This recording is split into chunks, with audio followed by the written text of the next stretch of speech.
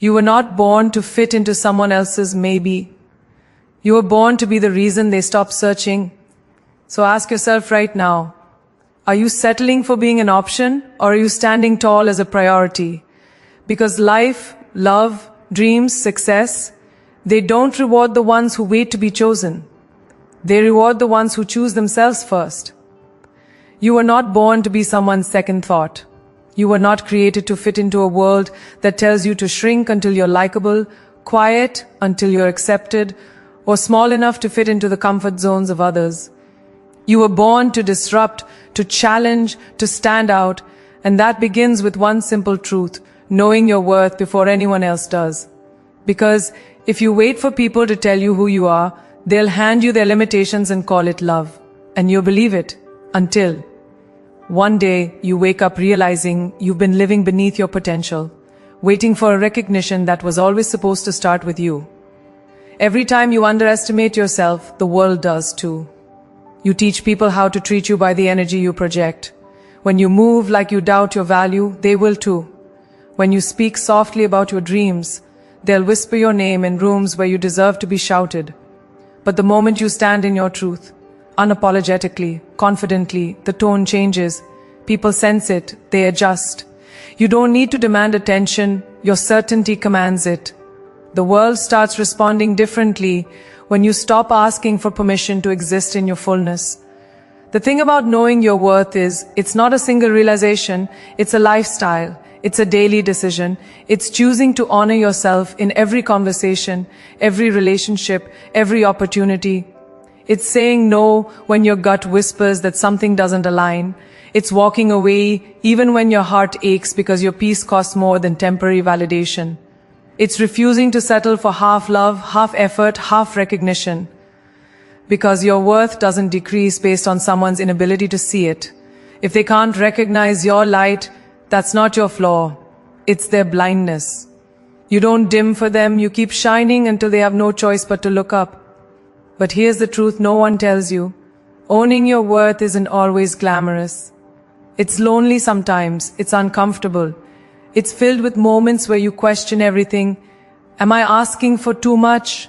Should I have just accepted that offer? Maybe I was too demanding. Let me tell you this, you are not asking for too much. You are asking the wrong people. The right people will see your value and rise to meet it. The wrong ones will call your standards arrogance because it's easier to label your strength than admit their weakness. The journey to self-worth will test your patience, your resilience, your faith. But that's the price of becoming unshakable. When you know your worth, you stop chasing people who treat you like an option. You stop begging for attention, validation, or understanding. You realize that silence is louder than any argument you could ever make. You understand that walking away isn't weakness, it's power. You stop being available to situations that drain your energy and start investing that energy into becoming the best version of yourself. Because here's the thing, when you pour into your own growth, everything changes. Your walk changes, your tone changes, your aura shifts. People can feel it even before you speak. You begin to attract experiences, relationships, and opportunities that match your level of self-respect. That's the magic of alignment. It starts with worth. And when that transformation happens, the world starts mirroring back everything you believed about yourself. You'll see it in how people approach you. You'll feel it in the way rooms open up for you. You'll notice it in the way you no longer tolerate chaos disguised as connection. You stop needing to prove anything because your inner GY does the talking. You carry yourself with quiet power, the kind that doesn't need applause to be valid. You stop seeking external validation because your internal world is already rooted in truth. That's when life begins to shift. Not because the world changed, but because you did. And that change, that deep understanding of who you are, becomes the foundation for everything you will ever build. So, let this be your reminder. Stop waiting for them to see your value before you start believing it. You are the prize, you are the energy, you are the main character in your own story, not a supporting role in someone else's. The moment you decide to stop being an option and start living like the priority you are, everything begins to align. Your worth isn't negotiable, it isn't conditional, it isn't something they give you, it's something you own. Stand in that power, speak from it, move with it. Because the world doesn't need another person seeking approval, it needs more people who know who they are and refuse to settle for less. Never be an option, be the priority. Always. Wow.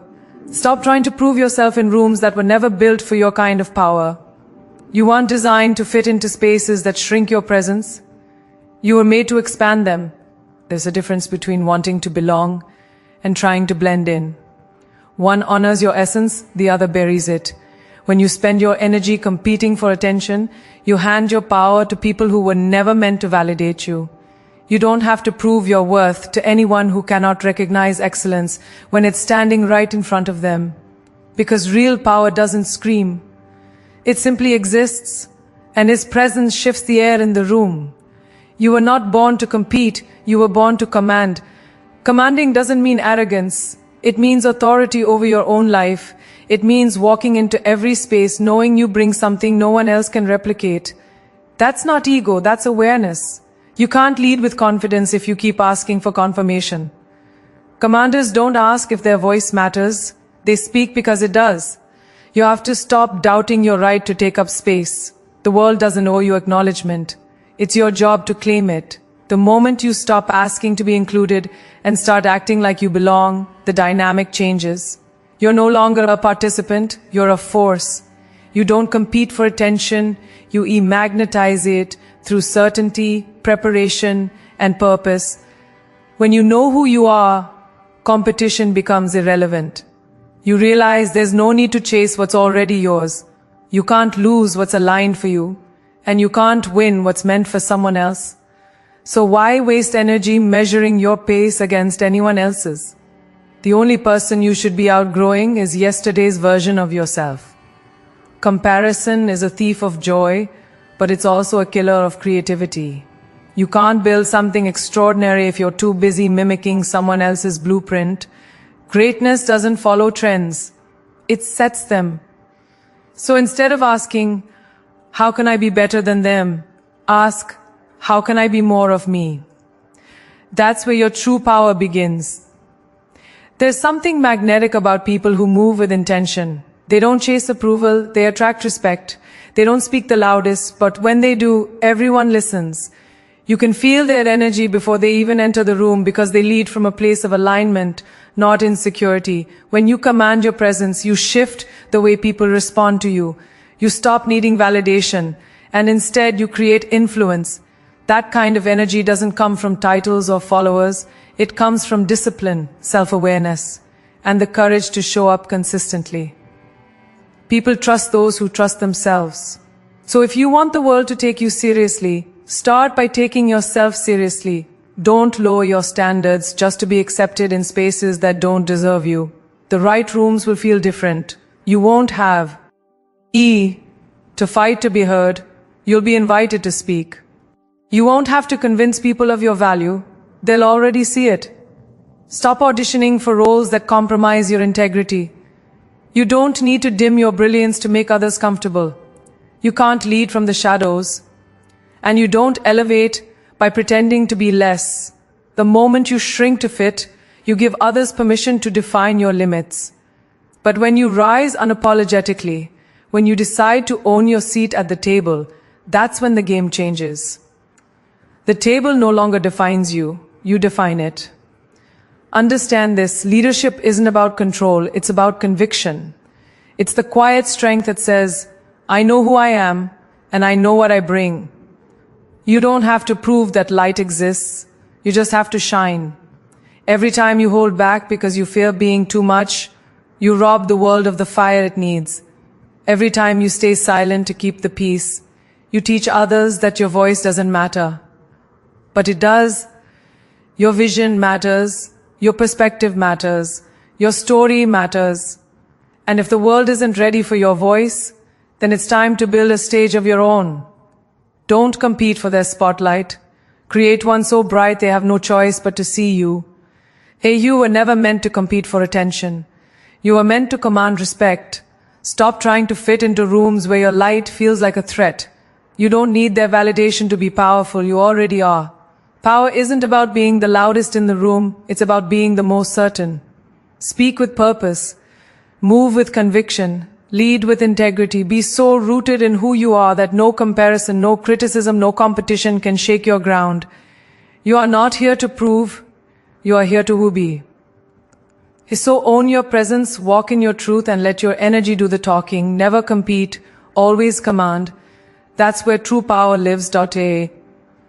Options are distractions dressed as opportunities. They come in shiny packages, wrapped in promises, whispering that you should wait, just in case something better comes along. But the truth is, every time you allow yourself to be treated as an option, you give away a piece of your power. You start doubting your worth, lowering your expectations, accepting inconsistency as effort. You start mistaking breadcrumbs for meals and attention for affection. And before you know it, you've built a life around uncertainty, half invested, half loved, half seen. But you weren't born for halves. You were built for wholeness, for clarity, for the kind of energy that doesn't question where it stands. If someone sees you as an option, that's not a reflection of your value. It's a reflection of their vision. They can't see your worth because they're looking from a place of confusion. Don't join them there. Rise above it. When you allow optional energy in your life, it begins to spread like smoke. It blurs your focus, clouds your confidence, and suffocates your purpose. It's not just about relationships. It's about everything. Your goals, your career, your dreams. If you treat your ambitions like options, they'll treat you like one too. If you say maybe later to your goals, life will answer back, maybe never. You can't build greatness in a mindset of indecision. You must be deliberate. You must be all in. If you want a life that reflects commitment, you have to stop entertaining the things that only show up halfway. Optional energy feels safe because it doesn't demand much, but that's exactly why it destroys potential. Comfort kills growth. And every time you choose comfort over conviction, you delay your destiny. Optional energy also hides behind excuses. It disguises itself as keeping your options open, as if indecision were a sign of wisdom. But let's be honest, it's fear. Fear of missing out, fear of rejection, fear of making the wrong choice. Yet the greatest mistake you can ever make is living life in the waiting room of what if. Commitment doesn't trap you, it frees you. It gives you direction, momentum, and power. Because when you decide fully, fiercely, you activate something inside you that half-hearted effort never could. You stop chasing clarity and start creating it. You stop waiting for perfect timing and start shaping it. Life rewards the bold, not the hesitant. And every dream that's ever changed the world started with someone saying, I'm all in, not I'll see how it goes. In your relationships, optional energy is the silent destroyer. It's when someone treats you like a backup plan, keeps you around for convenience, or offers affection that expires as soon as something else catches their attention. You deserve more than almost. You deserve people who show up like they mean it, consistently, intentionally, wholeheartedly. Because when someone truly values you, they don't keep you guessing. They don't make you compete for clarity. They make sure you know exactly where you stand. And if you find yourself constantly questioning your place in someone's life, that's your answer. The confusion is your closure. Don't beg for the certainty you can give yourself. Don't settle for sometimes when you are made for always. When people show you that you are an option, let that be the last time you let them choose. Cutting off optional energy isn't about pride. It's about peace. It's about reclaiming your time, your focus, your emotional balance. It's about understanding that you can't build stability in chaos. The people and opportunities meant for you won't make you chase them. They'll match your energy. They'll meet you where you are. They'll bring calm instead of confusion. So when you start removing optional energy from your life, expect resistance. Expect people to call you cold, detached, or demanding. Let them. because boundaries are only offensive to those who benefited from your lack of them. You're not hard to love, you're just done settling for the kind of love that comes with conditions. When you stop tolerating optional behavior, you make space for people who choose you on purpose, not by convenience. And here's the truth. Once you eliminate optional energy, everything changes. Your circle gets smaller but stronger. Your goals get clearer. Your confidence rises. You stop wasting energy on proving your worth and start living it. You begin to attract people and opportunities that mirror your commitment. The universe responds to decisiveness. When you say no to indecision, life says yes to alignment. You stop being drained by things that never deserved your effort in the first place. This is how you reclaim your power, not by forcing anyone to prioritize you, but by prioritizing yourself so unapologetically that anything less falls away naturally. You are not an option. You are the main event. The moment you embrace that truth, your entire energy shifts, and the world starts treating you accordingly. And never forget this. Optional energy is a silent thief. It steals your time, your peace, your potential. Stop letting it. You were not created to be someone's backup plan or life side project. You were made to be chosen, not considered. So stop negotiating your value in spaces that don't recognize it. Choose yourself first, fully, fiercely, every single time. Walk away from half effort, half love, half recognition. Be the one who demands clarity, who sets the tone, who leads with certainty. Because the moment you decide you'll never be an option again, you become unstoppable. You become aligned. You become whole. And from that moment on, everything in your life starts rising to meet the standard you set. Never be an option. Be the priority. Always .aware. Rejection is not a reflection of your weakness. It's a revelation of your redirection. Every no you've ever faced wasn't meant to break you. It was meant to build you. But in the moment, it doesn't feel that way, does it? It feels personal. It feels like failure. It feels like proof that you weren't enough. That's the lie rejection tells you. It convinces you that denial equals deficiency. But it doesn't. Rejection is not the universe saying you don't deserve it. It's saying, not here, not now, not this way. And when you learn to see it from that lens, your entire story changes. Because rejection, when understood correctly, is redirection towards something far greater than what you were reaching for. The pain you feel is temporary. The lesson it leaves is permanent. We've been taught to fear rejection as if it defines our worth. But the truth is, rejection refines it. Every time someone says no to you, you get an opportunity to grow. You get stronger, smarter, sharper. You learn what works and what doesn't. You discover resilience you never knew you had. Think back to every door that closed in your life. Didn't it eventually lead you to something better? Maybe it took time, maybe it hurt, but every setback carved out the path that brought you here. Rejection is a sculptor. It chips away at your doubts and insecurities until all that's left is clarity. The mistake most people make is standing in front of a closed door so long they forget to notice the open one behind them. Sometimes the rejection you're crying over is the protection you'll thank later. The people who reject you are often unknowingly saving you. They're removing themselves from chapters they were never meant to be in. You see, sometimes what you think you lost wasn't a blessing. It was a burden disguised as opportunity. Life will never take away what's truly meant for you. What's yours can't be stolen. What leaves you was never anchored in alignment. But here's the thing. You can't see that in the moment. It takes hindsight. It takes healing. It takes maturity to understand that rejection is not punishment. It's preparation. You're being trained for something that requires a stronger version of you. Every rejection is a rehearsal for your resilience. Every disappointment builds your discipline. When you realize this, you stop taking it personally. You start taking it strategically. When rejection shows up, you have two choices. You can let it define you, or you can let it direct you. One keeps you stuck in self-doubt.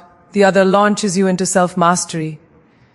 The difference lies in perspective. You can cry about what didn't work, or you can analyze it, adapt, and evolve. You can allow rejection to make you bitter, or you can let it make you better. The strongest people you admire didn't get there because life said yes to them all the time. They got there because they kept showing up after every no.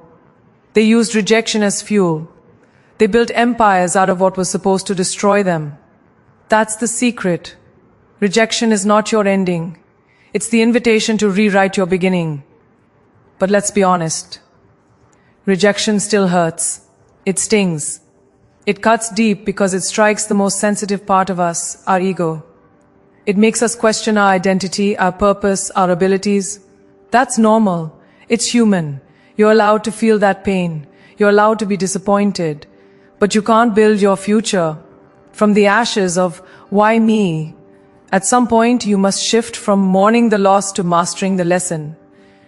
Ask yourself, what did this rejection teach me? What did it reveal about what I truly want? How can I grow from this?